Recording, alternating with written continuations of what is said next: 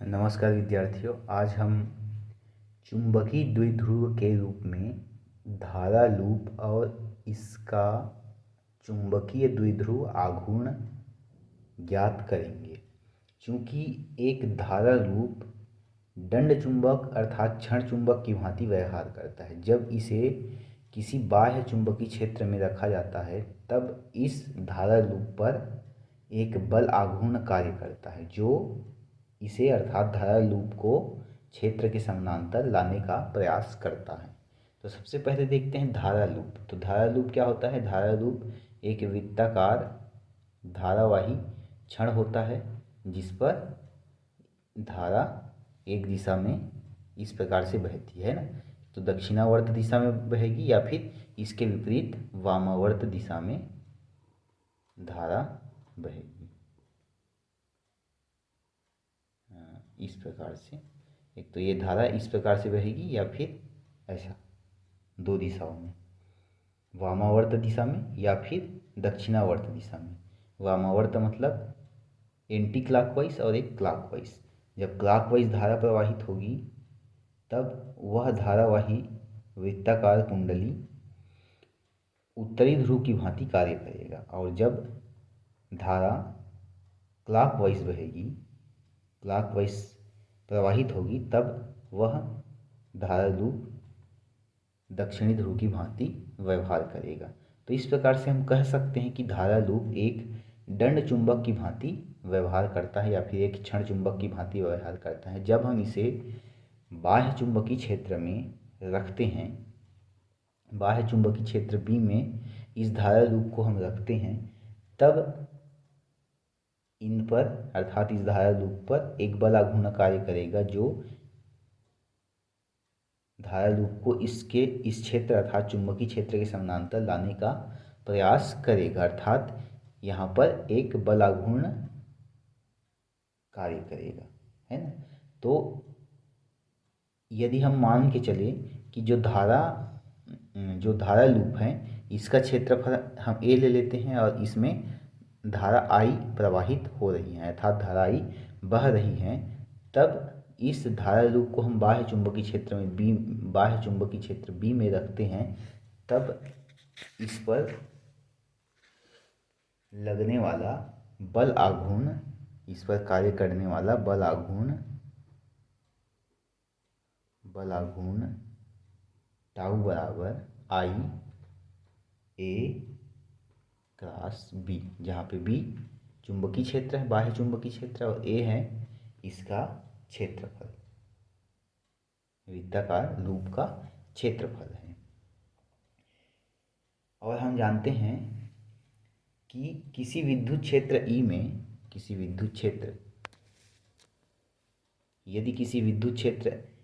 में पी द्विध्रुव आघूर्ण वाला कोई वैद्युत द्विध्रुव हम रख देते हैं, तब उस पर कार्य करने वाला बल आघूर्ण होता है आपका P गुना E। इसको हमने पहले इकाई में ज्ञात कर चुके हैं, ठीक है। स्थिर विद्युत वाला पाठ में हम ये डेरिवेशन, ये व्यंजक हम निकाल चुके हैं। अब इन दोनों समीकरण को हम देखते हैं, समीकरण एक ले लेते हैं, इसको दो ले लेते हैं।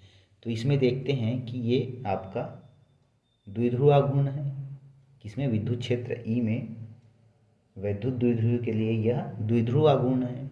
लेकिन इस समीकरण एक में ये राशि है आई ए, क्या काम करेगा? यहाँ पे वैद्युत द्विध्रुव की भांति काम करेगा, लेकिन यहाँ पे चुंबकीय क्षेत्र है तो हम इसको विद्युत ना कह के चुंबकीय द्विध्रुव आघूर्ण कहेंगे। अतः समीकरण एक और दो से तुलना करने पर हमको राशि यहाँ पे जो क्वांटिटी दिख रही है आई ए, यह वैद्युत द्विध्रुव पी की भांति कार्य करता है। अतः इसे हम क्या कहेंगे? यहाँ पे चुंबकीय द्विध्रुव आघूर्ण, है ना। चुंबकीय द्विध्रुव आघूर्णों को हम एम से दर्शाते हैं, एम वेक्टर राशि आई हो जाएगा और ये ए। तो ये हो गया इसका चुंबकीय द्विध्रुव आघूर्ण, किसका? विद्युत द्विध्रुव के रूप में धारा लूप, अर्थात धारा लूप एक विद्युत द्विध्रुव की भांति कार्य करता है जिसका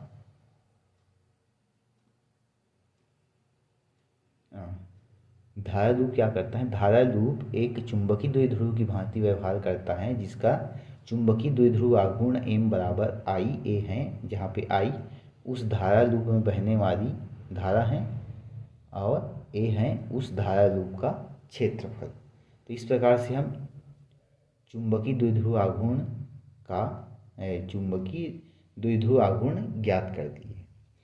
तो ये क्या है? जो धारा है, धारा किस में बह रही है? लूप में। यहाँ पे देखिए, ये धारा एक दिशा में बह रही है ना, क्लॉकवाइज, और इधर से एंटी क्लॉकवाइज।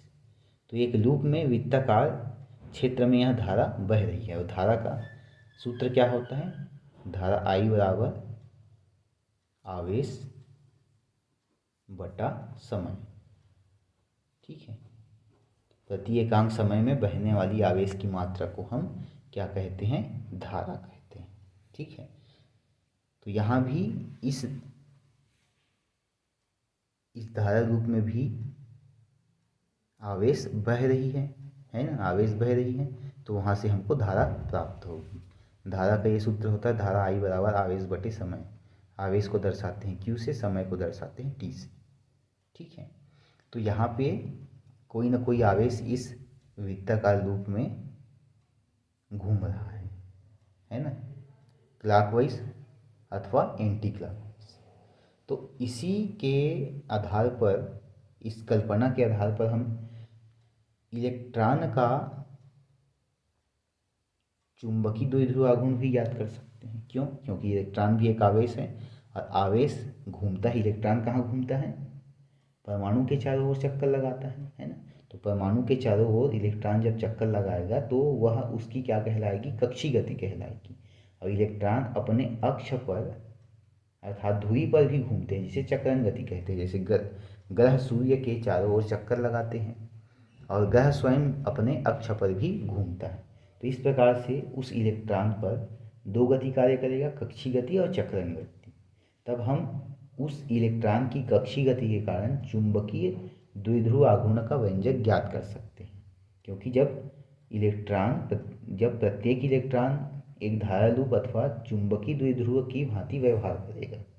ठीक है, क्योंकि इलेक्ट्रॉन नाभिक के चारों ओर घूमेगा। इस प्रकार से इसको यदि हम नाभिक मान लें तो इलेक्ट्रॉन इस नाभिक के चारों ओर चक्कर लगाएगा, अर्थात यह क्या हो जाएगा? आपका धारा लूप की भांति व्यवहार करेगा। तब हम इस इलेक्ट्रॉन का द्विध्रुव आघूर्ण ज्ञात करते हैं। कौन सी इलेक्ट्रॉन का? जो घूमने वाला इलेक्ट्रॉन है ना। कहाँ पे घूम रहा है वो? नाभिक के चारों ओर, है ना। तो उसको हम कहते हैं परिक्रमी इलेक्ट्रॉन। परिक्रमी इलेक्ट्रॉन का चुंबकीय आघूर्ण, है ना। परिक्रमी इलेक्ट्रॉन का चुंबकीय आघूर्ण हमको ये, क्योंकि परिक्रमी इलेक्ट्रॉन कहाँ पे घूमेगा? इलेक्ट्रॉन नाभिक के चारों ओर चक्कर लगाता है, अतः इलेक्ट्रॉन जो वृत्ताकार पथ है एक धारा रूप की भांति व्यवहार करेगा, और धारा रूप दंड चुंबक की भांति अर्थात छड़ चुंबक की भांति व्यवहार करता है। जब इसे बाह्य चुंबकीय क्षेत्र में रखते हैं तब वह बाह्य चुंबकीय क्षेत्र के दिशा में संरेखित होने का प्रयास करता है, और वहाँ पर चुंबकीय आघूर्ण, वहाँ पर क्या करता है? एक बल आघूर्ण कार्य करता है ना। तो उस बल आघूर्ण के कारण, उस बल आघूर्ण से हम चुंबकीय द्विध्रुव आघूर्ण ज्ञात कर सकते हैं, जिसका सूत्र हमने अभी निकाला, m बराबर आई ए। ठीक है, m बराबर आई ए निकाली। इसको समीकरण 1 दे देते हैं इस चैप्टर के लिए, इस आर्टिकल के लिए। ठीक है, अब हम मान के चलते हैं कि यदि इलेक्ट्रॉन का द्रव्यमान ले लेते हैं m, और उस इलेक्ट्रॉन पर आवेश E है ना, और वह इलेक्ट्रॉन इस प्रकार से, वह इलेक्ट्रॉन r त्रिज्या के वृत्तीय पथ में, है ना, r त्रिज्या के वृत्तीय पथ में v वेग से गति कर रहा है। ठीक है, v वेग से यदि वह गति कर रहा है और उसका आवर्तकाल हम t ले लेते हैं, अर्थात एक चक्कर लगाने में उसको t समय लगता है। ठीक है, और उसमें बहने वाली धारा I है। ठीक है, तब धारा के सूत्र से हम निकाल सकते हैं, धारा बराबर क्या होता है? यहाँ पे हम निकालें धारा बराबर आवेश बटे समय। ठीक है, तो धारा बराबर आवेश बटा समय। धारा I, आवेश इलेक्ट्रॉन का आवेश कितना है E, समय कितना लगता है एक चक्कर लगाने में T। ठीक है, समय लगता है T, और हमको एक सूत्र और पता है, चाल बराबर दूरी बटे समय। ठीक है, तो यहाँ पे हम समय निकाल सकते हैं, या इसी के लिख देते हैं, समय बराबर इधर हो जाएगा दूरी बटा चाल, नीचे आ जाएगा दूरी बटा चाल। समय है T और दूरी है आपका ये वृत्ताकार पथ को एक चक्कर लगाने में, यहाँ से यहाँ आएगा, यहाँ आएगा, तो दूरी कितना हो जाएगा आपका 2πr।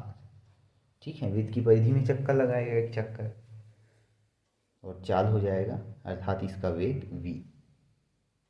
ठीक है,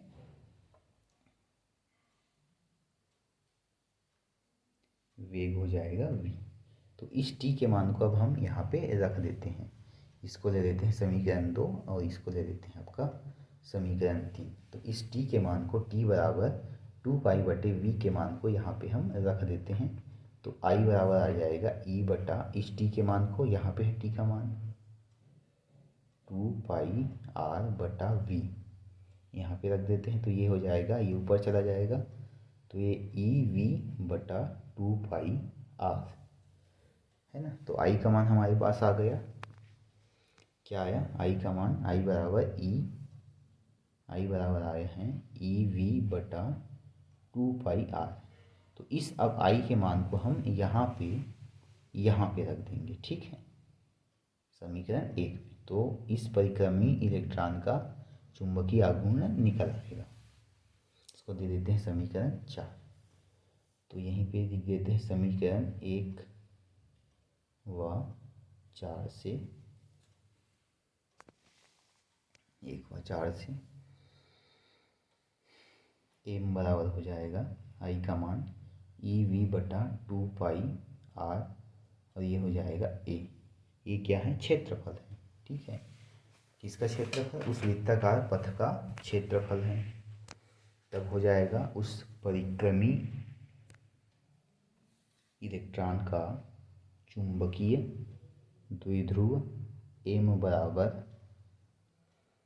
EV/2πr, और यहाँ पे a का मान हो जाएगा, क्षेत्रफल है तो πr² हो जाएगा, यहाँ से पाई कट जाएगा, m और r कट जाएगा, EV, और यहाँ पे r बचेगा, और यहाँ पे ये 2 बचेगा।